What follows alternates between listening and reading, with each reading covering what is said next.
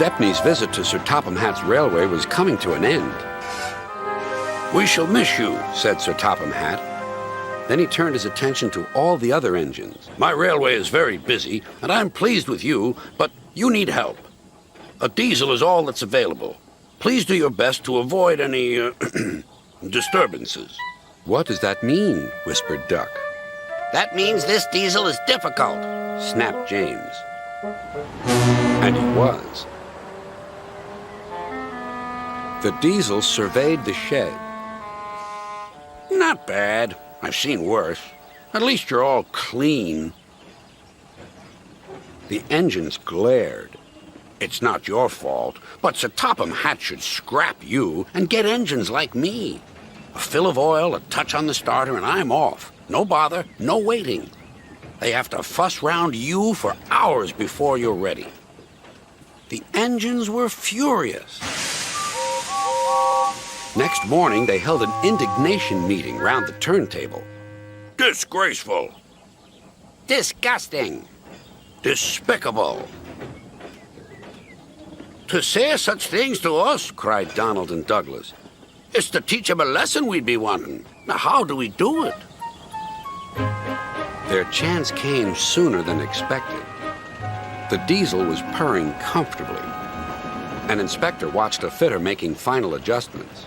The wind tugged at the inspector's hat. The diesel was ready. "Look at me, Duck and Stepney. Now I'll show you something." He rolled proudly toward his coaches. Then it happened.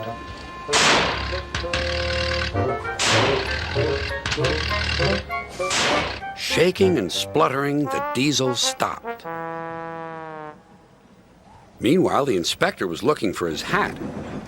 The diesel seethed with fury as Duck and Stepney pushed him back to the shed. "My hat!" exclaimed the inspector. "You've sucked it through your air intake." "Bother your hat. The heavy train's due out. You'll have to take it, Duck. Stepney, will you help, please?" "Thank you, sir," cried Stepney. "I'd like a good long run on my last day." The engines were soon ready. "Gordon will take over from halfway, so get the train to there. Good luck." "Don't worry," smiled Stepney. "We'll get there, and be early, too." The cavalcade moved carefully over the rails and out to the open line.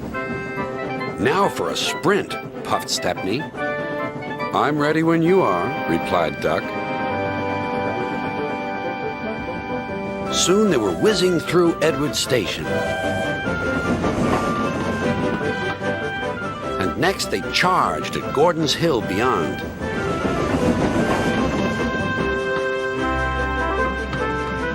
They felt the drag of the heavy coaches here. It was hard work.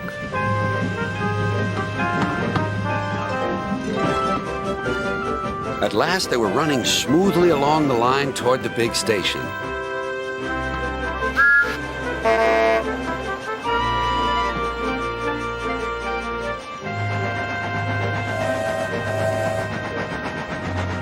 "Hello, you're early," said Gordon. "That's one in the headlamp for old Diesel." "James says he's sick as boiler sludge and sulking in the shed." "Serves him right for saying we're out of date." And Gordon chortled away. Next day, everyone came to say goodbye to Stepney. "Come back and see us soon," whistled the engines. "And you are always welcome on my Bluebell Railway, too," replied Stepney. Then he puffed away. What about Diesel? He'd slipped out while no one was looking. But he left two things behind: a rather nasty smell and a battered bowler hat.